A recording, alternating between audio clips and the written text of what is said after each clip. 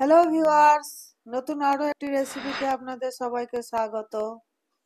আজকে আমি মিষ্টি আলু দিয়ে একটা পিঠার রেসিপি করে দেখাবো।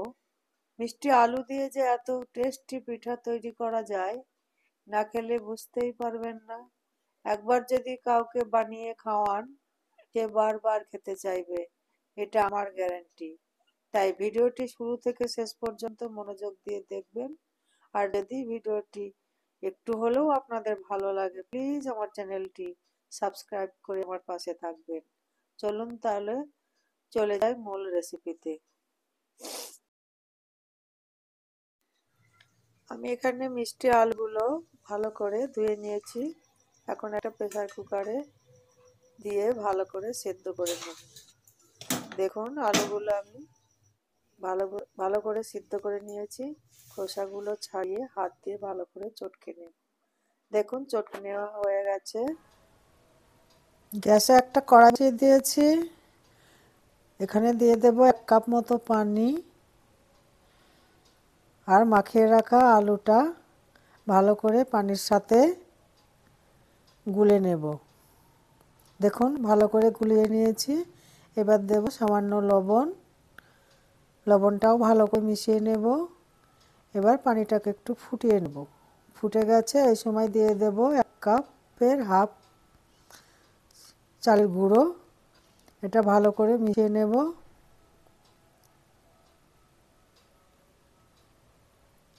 এখানে মনে হচ্ছে আমার আরও একটু চালের আটা লাগবে, তাই বাকি আটাটাও আমি দিয়ে দেব। এবার ভালো করে নাড়াচাড়া করে একটা ডো বানিয়ে নিতে হবে। দেখুন আমি ভালো করে মাখিয়ে নিয়েছি। এবার একটু ঢাকা দিয়ে গ্যাস বন্ধ করে মিনিট 2-3 রেখে দেব। তারপর ঢেলে নিয়েছি। ভালো করে খামিটাকে মেখে নেব।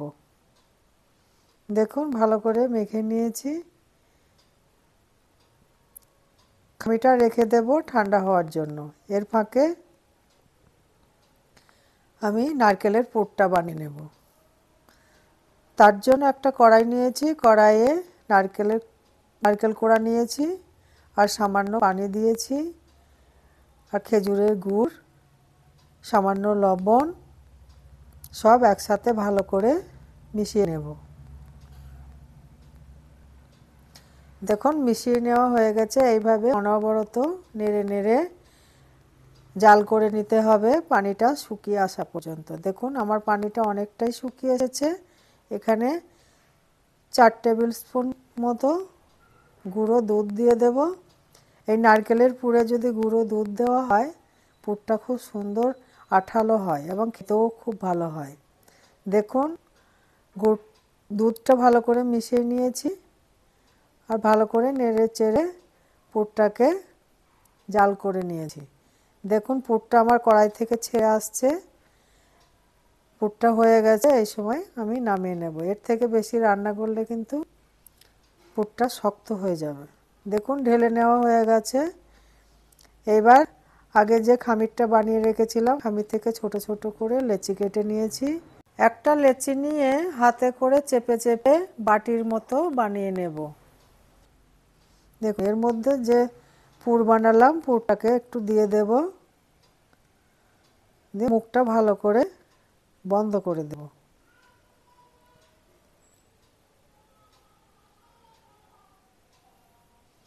দেখুন মুখটাকে বন্ধ করে নিয়ে ভালো করে পিঠাটাকে গোল করে নেব।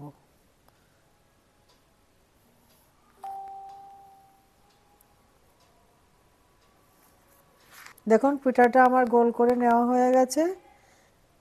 এবার নেব একটা চিমটি।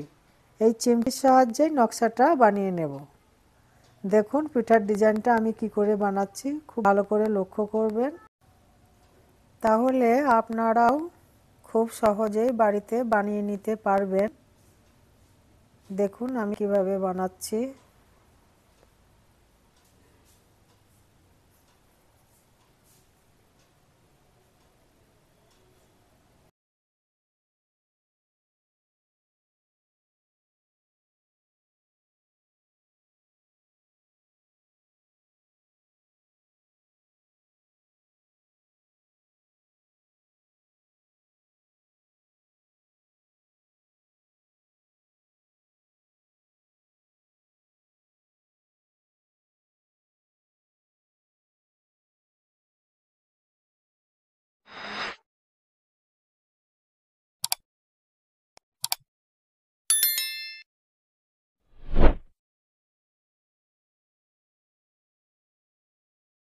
দেখুন কত সহজে ডিজাইনটা বানানো হয়ে গেল।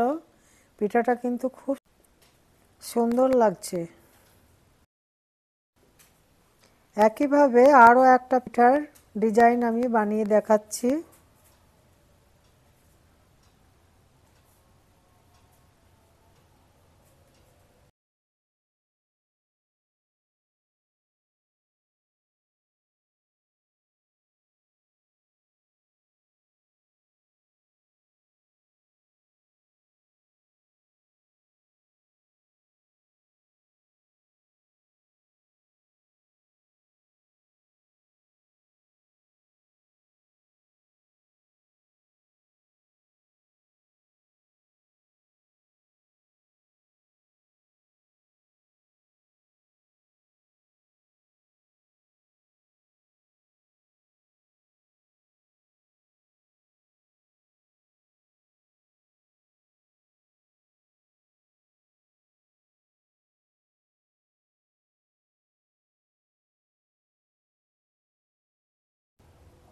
দেখুন এই পিঠাটাও আমি বানিয়ে নিলাম।